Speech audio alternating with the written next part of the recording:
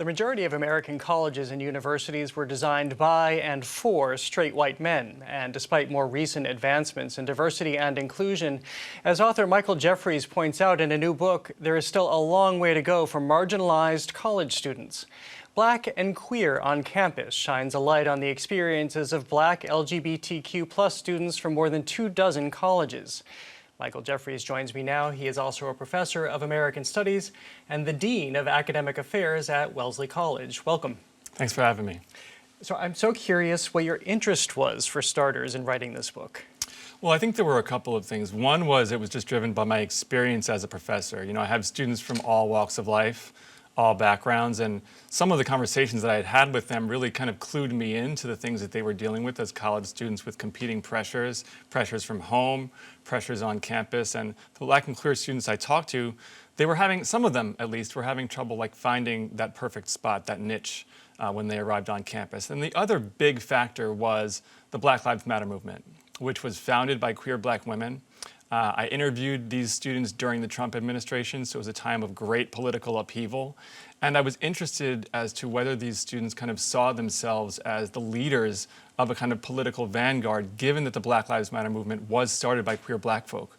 So those were kind of the two things that really piqued my interest initially. Which is a lot of responsibility for a young person to bear in any regard, let alone whether or not they want to be publicly outward about who they are. So how does that break down? Yeah, I mean, I think that you said it exactly right. It's a huge responsibility, and what I found in the book is there's a tremendous diversity among these students. Some students really do think of themselves as politically radical, as people who are politically engaged, who take a great deal of responsibility not only for themselves, but for the communities that they belong to. Other students are just trying to lead more ordinary lives as college students, right? They're just trying to get used to being away from home, making new friends, finding the studies that they're interested in school. And they don't want to be bothered, honestly. They have a hard time paying attention to the news and being that engaged with politics. So there was a huge range. Another level of responsibility, perhaps, this term fly and fabulous, which could come out of entertainment culture. What does that mean? Yeah, so I think when we talk about Black queer fabulousness, we're talking about an unapologetic and very outward, sort of outgoing, extroverted performance of gender, right? And we can think about people like RuPaul or Billy Porter, queer Black celebrities who sort of present themselves in that way. And that's a really important source of resistance and joy for queer Black folk. Having said that, it is not the only way that queer Black folk live their lives. So what I do in the book is give the students a chance to describe themselves on their own terms without falling back on some of those more widely recognizable stereotypes. And again, what you find is some students who really embrace that style of life and other students who are just more quiet, more introverted. And showing that range, I think, is really valuable. For those quiet, introverted kids, is there a pressure that, or an expectation that if you're going to be part of the LGBTQ community, then you have to have the fabulousness of Billy Porter or RuPaul? No, I really don't. You know, it's a great question. I really don't think there is. I think that for so many of these students, they're on a journey. It's a gradual process of coming into the life. And what they find when they get to campus is once they find a group of queer Black students who have been through some of the same things, these are generally very accepting collectives of folk. With a great deal of latitude into kind of how you style yourself, the kinds of things you're into. So there's really not that kind of internal pressure from the LGBT community to be a certain type of queer. You address there's a stereotype that exists about the Black community, and that is that the Black community is far less tolerant of LGBTQ issues.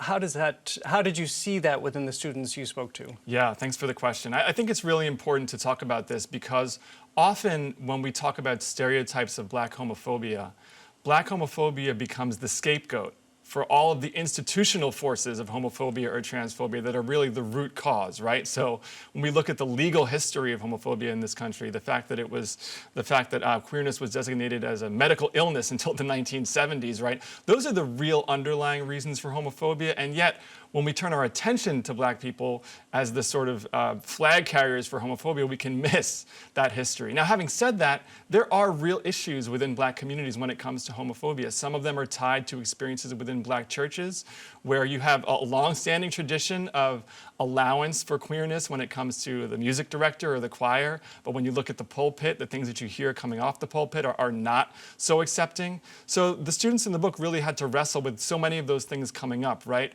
Some mixed messages from within their family, within their religious communities, and then also just kind of more blatant examples of homophobia and transphobia that they had to overcome as young people. So for students coming out of these circumstances, how are they selecting colleges? How are they trying to create those communities to find inclusivity? Yeah, I thought that when I spoke with them, I would have heard more about students looking specifically for visible LGBT communities when they were visiting colleges, sort of as prospective students.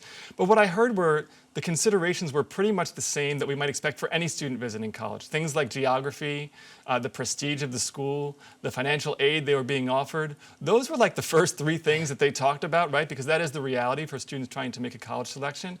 And then when they got to campus, they were picking up on subtle cues, especially around black diversity. So even if it wasn't around LGBTQ visibility, it was, is there a range of black folk here so I can find my own niche? And then once they get there, you know this well, you're a college administrator. Where are we in terms of the support, in terms of the inclusivity? You think about this is actually something that's only been talked about probably loudly over the last 10 years, more openly over the last 20 years. That's not a long time. Yeah, I mean, I think when it comes to inclusion with respect to LGBTQ plus students, this really was in the literature, in the studies, a late 20th century phenomenon. So even if you want to go back 20 years and be generous, that's really when we started thinking about this population and how we can support them when they're on the campus. And we have a long way to go, honestly, especially when it comes to queer black folk and queer people of color.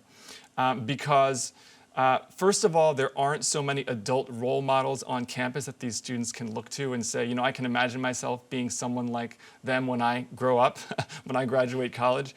Secondly, when you look at LGBTQ student organizations, the leadership of those organizations at many of the campus I visited were composed of white students. And those students, it's not that they were insensitive or outwardly racist, but they didn't often prioritize the intersection of racism and homophobia or racism and transphobia when setting the agenda for that student organization. So if you're a queer black student at one of these places, you don't feel like your whole self is being spoken to in some of these social situations or in some of the situations where these groups are doing advocacy work. So there's a long way to go.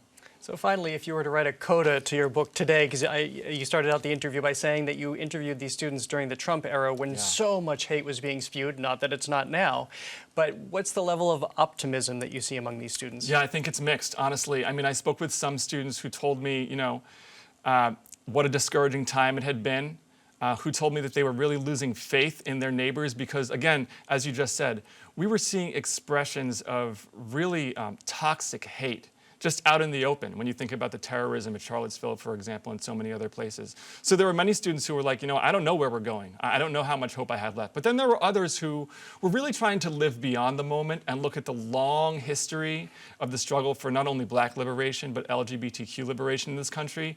And they look at that long history and they say, you know what? It has to get better. We've been here. We're not going anywhere, and there'll be more of us in the future. And the future, when you think about it that way, was very bright. Well, as all the historians say the same, and at least as your book shows, they can talk about it too. Thank you so much for being here. Thanks for having me.